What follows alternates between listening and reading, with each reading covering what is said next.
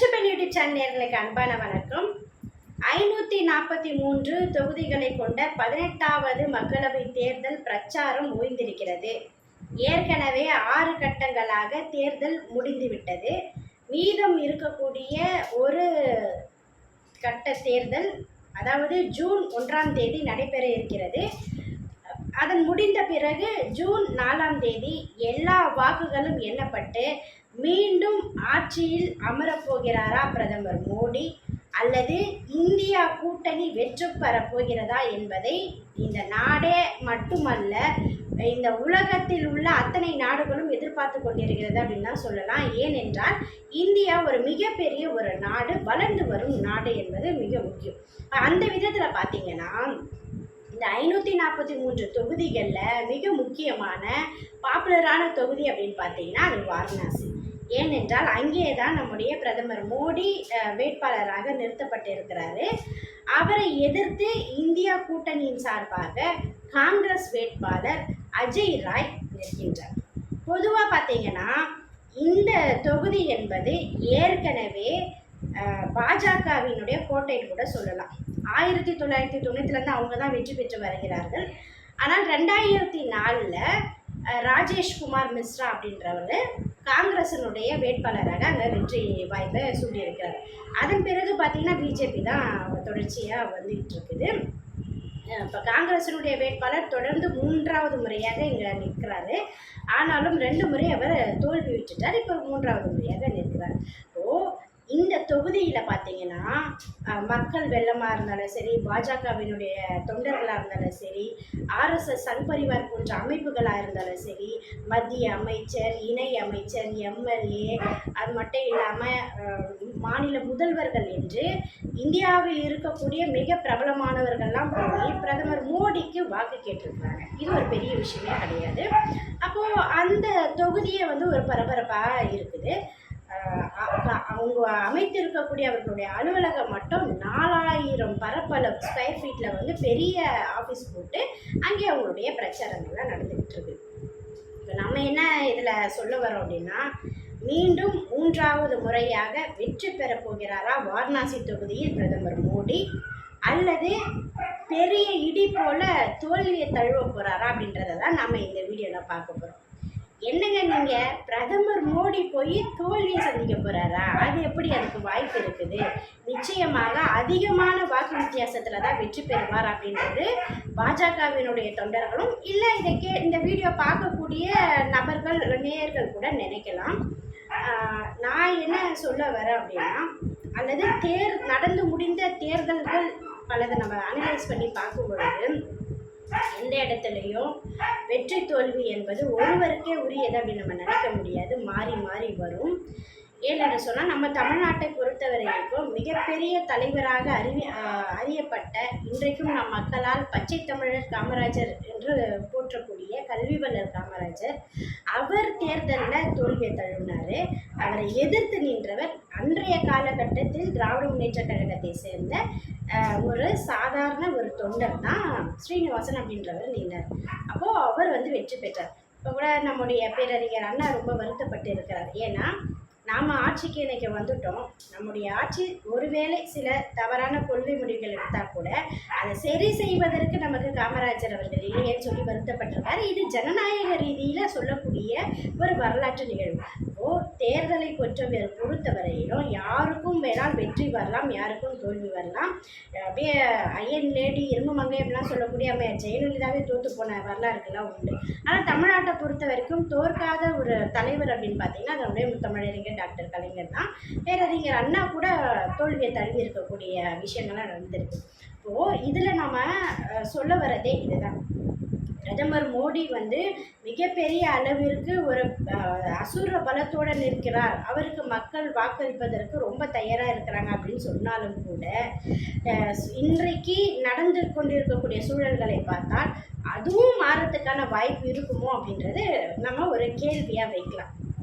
இதற்கு முன்னாடி நடந்த தேர்தலில் பார்த்தீங்கன்னா 2014 நம்முடைய பிரதமர் அவரை எதிர்த்து அரவிந்த் கெஜ்ரிவால் வந்து போட்டிட்டு இருக்கிறாரு. சுமார் 3,00,000த்திற்கும் மேற்பட்ட வாக்குகள் வித்தியாசத்தில் அரவிந்த் கெஜ்ரிவாலை வீழ்த்தி வெற்றி பெற்றிருக்கிறார் பிரதமர் மோடி. இது 2014 நடந்த ஒரு செய்தி. அதன் பிறகு பார்த்தீங்கன்னா 2019 மீண்டும் வேட்பாளராக நின்ற நம்முடைய பிரதமர் மோடி அங்கே வெற்றி பெற்றிருக்கிறார். இந்த இடத்துல சமாஜ்வாதி கட்சியை சேர்ந்த ஷாலினி யாதவ் என்கின்ற நபரை சுமார் 4 லட்சம் வாக்குகள் வித்தியாசத்தில் வெற்றி பெற்றிருக்கிறார். இது வந்து இதுக்கு முன்னாடி நடந்த தேர்தல். அப்போது இந்த தடவையும் பிரதமர் மோடி அவர்கள் இன்னும் பல லட்ச வாக்குகள் வித்தியாசத்தில் வெற்றி பெறுவார் அப்படின்றது பார்க்கக்கூடியவர்களும் பிஜேபியினருடைய பார்வையாக இருக்குது. அதுக்கு அவங்க என்ன சொல்கிறாங்க, பிரதமருக்கு பார்த்தீங்கன்னா சொந்த வீடு கூட இல்லை, சொந்த கார் கூட இல்லைன்னு அவங்க சொல்கிறாங்க. என்ன எப்படி சொல்கிறீங்கன்னு பார்த்தா, அவருடைய வேட்புமனு தாக்கல் பண்ணுறதுலேயே அதே சொல்லியிருக்கிறாரு. அவருக்கு வீடு இல்லை, அதே போல் கார் இல்லை, 3 கோடிக்கு மட்டும் அசையும் சொத்துக்கள் இருக்குது அப்படின்னு சொல்லியிருக்கிறாங்க. என்ன கார் இல்லைன்னு சொல்கிறாங்க, ஆனால் 3 கோடிக்கு சொத்து இருக்குது, அது அசையும் சொத்து அப்படின்னு நம்ம கேள்வியாக யோசிச்சா கூட அதை அந்த கேள்வியெல்லாம் கேட்கக்கூடாது அப்படின்ற அடிப்படையில் அப்படி சொல்லியிருக்கிறாங்க. இப்போ அங்கே இருக்கக்கூடிய ஒவ்வொரு பாஜக தொண்டரும் வீடு வீடாக போய் பிரதமருக்காக வாக்கு கேட்கணும் அப்படின்ற அடிப்படையில் அவங்களுடைய தேர்தல் வியூகத்தை அமைச்சிருக்கிறாங்க. இப்போ பிரதமர் வந்து இந்த முறையும் அதிகமான வாக்கு வித்தியாசத்தில் வெற்றி பெறுவார் அப்படின்றது. இந்த பக்கத்தில் நீங்கள் பார்த்தீங்கன்னா காங்கிரஸ் வைக்கக்கூடிய மிகப்பெரிய குற்றச்சாட்டு என்னென்னா, கொரோனா காலகட்டத்தில் பல லட்சக்கணக்கான மக்கள் உயிரிழந்த போது கூட பிரதமர் அதற்காக ஒரு இரங்கல் கடிதம் கூட எழுதவே இல்லை, கண்ணீர் அஞ்சலி செலுத்தவே இல்லை. ஆனால் இன்றைக்கு 2000க்கும் மேற்பட்டவர்களுக்கு கடிதம் எழுதுகிறார், நிச்சயமாக நீங்கள் எனக்கு ஓட்டு போடணும் அப்படின்னு சொல்லி. இப்போ இது எதை காட்டுகிறதுனா அவருடைய தோல்வி பயத்தை காட்டுது அப்படின்னு சொல்லி காங்கிரஸ் தரப்பில் அங்கே பேசுகிறாங்க. அது மட்டும் இல்லாமல் இங்கே முக்கியமான ட்விஸ்ட்டே என்னென்னா, 3 லட்சம் வித்தியாசத்தில் தோல்வியை தழுவிய அரவிந்த் கெஜ்ரிவால் அவர்களும் 4 லட்சத்திற்கும் மேற்பட்ட வாக்குகள் வித்தியாசத்தில் தோல்வியடைந்த சமாஜ்வாதி கட்சியை சேர்ந்த ஷாலினி யாதவ் இவர்கள் 2 பேருமே இப்போ யாரோட கூட்டணியில் இருக்கிறாங்கன்னா காங்கிரஸோட கூட்டணியில் தான் இருக்கிறாங்க. அப்போது அவர்களுடைய பலம் அங்கே அதிகமாக இருக்குது அப்படின்னு தான் நம்ம பார்க்கணும். இதுதான் முக்கியமான விஷயம். அது மட்டும் இல்லாமல் அங்கே பார்த்தீங்கன்னா முஸ்லீம்ஸ்களுடைய வாக்கு பார்த்திங்கன்னா அவங்களுடைய ஓட் பேங்கே 14% இருக்கிறதா சொல்கிறாங்க. அடுத்தது உயர் ஜாதியினர் பார்ப்பனர்களுடைய அது வந்து 10% அப்படின்னு சொல்கிறாங்க. யாதவ் கம்யூனிட்டி ஏறத்தாழ 8% ஓட்டு இருக்கிறதா சொல்கிறாங்க. அப்போது மிகப்பெரிய ஒரு கூட்டணியை இந்தியா கூட்டணி அங்கே அமைச்சிருக்குது. அது மட்டும் இல்லாமல் மேற்கு வங்கத்தில் மம்தா பானர்ஜியோட கூட்டணி இந்தியா கூட்டணியில் இருக்கிறாங்க. அப்போது 2014 இருந்ததுக்கும் 2019 இருந்ததுக்கும் இந்த தேர்தலை சந்திக்கிறதுக்கும் ஒரு மிகப்பெரிய வித்தியாசம் இருப்பதை பார்க்க முடியுது. இப்போது பார்த்தீங்கன்னா பாஜகவை எதிர்த்து எல்லாரும் தனித்தனியான இடத்துல நின்னாங்க. ஆனால் இன்றைக்கு பாஜகவை வீழ்த்த வேண்டும் அப்படின்றதுக்காக எல்லோருமே ஓரணியில் நிற்கிறத வந்து நல்லாவே பார்க்க முடியுது. இதை தாண்டி இன்னொரு கூடுதல் வெற்றி சிறப்பு அப்படி இந்த இந்தியா கூட்டணிக்கு என்ன அந்த தொகுதியில் அமைஞ்சிருக்குது அப்படின்னு சொன்னால், நம்முடைய பிரியங்கா காந்தி அவர்களுடைய தேர்தல் பிரச்சாரம் வியூகம் வந்து பெரிய அளவுக்கு அங்கே வந்து ஒரு மாற்றத்தை கொடுத்துருக்குன்னு கூட சொல்ல முடியும். ஏன்னா அவங்களும் அந்த ரோட் ஷோவை நடத்தியிருக்கிறாங்க. பிரதமர் மோடி அவர்களும் ரோட் ஷோ நடத்தியிருக்கிறார். அதனால் நம்ம சென்னையில் நடந்த மாதிரி மக்கள் கூட்டமே இல்லாமல் அண்ணாமலையை பார்த்தா ஒரு கடுகடுன்னு இருந்தார், திட்டினார், கூட்டமே இல்லை அப்படின்னு செய்திகள்லாம் வந்துச்சு பார்த்தீங்களா. அந்த மாதிரிலாம் கிடையாமல் பிரதமர் மோடிக்கே அங்கே வந்து நிறைய மக்கள், அதாவது அவங்க பாஜக தொண்டர்கள்லாம் ஒரு பெரிய வரவேற்புலாம் கொடுத்துருக்காங்க. அதற்கு நிகராக இன்னும் சொல்ல போனால் இன்னும் பல எழுச்சியோட பிரியங்கா காந்தி அவர்களுக்கு மிகப்பெரிய அளவுக்கு அவங்க மக்கள் ஆதரவு கொடுத்துருக்குறாங்க. ஏற்கனவே அந்த தொகுதியில் அவங்கள தான் வேட்பாளராக நிற்க வைக்க வேண்டும் அப்படின்னு சொல்லிட்டு உத்தவ் தாக்கரே கூட சொல்லியிருந்தார். ஆனால் அவங்க அங்கே போட்டியில்லை. இவர்கள் கூட்டணி சார்பாக அஜய் ராயை வந்து நிறுத்தி வச்சிருக்கிறாங்க. அந்த 3ஆம் முறையாக அவர் வெற்றி பெறப் போகிறாரா, தோல்வி அடைய போகிறாரா அப்படின்றத நம்ம ஜூன் 4க்கு பிறகு தான் பார்க்க முடியும். ஆனால் வியூகத்தின் அடிப்படையில் பார்க்கும் பொழுது பாஜகவை விட இந்தியா கூட்டணி அங்கே பலம் வாய்ந்ததாக இருக்கிறது.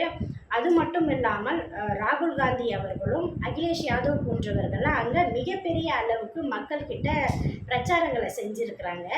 நாங்கள் மீண்டும் ஆட்சிக்கு வந்தால் விவசாயிகளுக்கும் இளைஞர்களுக்கும் நாங்கள் மிகப்பெரிய பொருளாதார மாற்ற முன்னேற்றத்தை கொண்டு வரும், அவர்களுக்கான வேலை வாய்ப்பை கொடுப்போம், விவசாயத்தை காப்போம், விவசாயிகளை காப்போம் அப்படின்றத சொல்லியிருக்கிறாங்க. இந்த பக்கத்தில் பார்த்தீங்கன்னா நம்முடைய பிரியங்கா காந்தி பெண்களுக்கு எதிரான பாலியல் வன்கொடுமைகளை பற்றி பேசியிருக்கிறாங்க. வறுமை எந்த அளவுக்கு வாடி இருக்குது அப்படின்றத பற்றியெல்லாம் பேசியிருக்கிறாங்க. இங்கேயும் சளைக்காமல் பிரதமர் மோடி அவர்களுக்காக யோகி ஆதித்யநாத் போன்ற அவர்கள்லாம் பேசி தேர்தல் பரப்புரையெல்லாம் நடத்தியிருக்கிறாங்க. நம்முடைய பிரதமர் மோடி அவர்கள் 4 லட்சம் வாக்குகளை தாண்டி பல லட்சம் வாக்குகளை வாங்கி வெற்றி பெற போகிறாரா, அல்லது நெருக்கடியான முறையில் ஏதோ கொஞ்சம் தப்பிச்சோம் அப்படின்ற அடிப்படையில் வெற்றி பெற போகிறாரா, அல்லது இங்கே காங்கிரஸின் சார்ந்த வேட்பாளர் இந்தியா கூட்டணியுடைய வேட்பாளராக களம் இறக்கப்பட்டுள்ள 2 முறை தோல்வியை தழுவிய அஜய் ராஜ் முதல் வெற்றியை பெறப்போகிறாரா என்பதை ஜூன் 4 அன்று தான் நாம் பார்க்க முடியும். எதுவாக இருந்தாலும் மக்கள் கொடுக்கக்கூடிய அந்த தீர்ப்பை, மக்கள் கொடுக்கக்கூடிய அந்த வாக்கை ஏற்றுக்கொள்வதுதான் ஜனநாயக கடமை. வெல்லப் போகிறாரா பிரதமர் மோடி அல்லது வெல்லப் போகிறாரா ராகுல் காந்தி என்பதை நாம் அந்த தேர்தல் களத்திலே பார்ப்போம். தொடர்ந்து இது போன்ற கருத்துக்களையாக கேட்க நம்முடைய புரட்சி பெண் யூடியூப் சேனலை தொடர்ச்சியாக பாருங்கள், ஆதரவு கொடுங்க. நன்றி, வணக்கம்.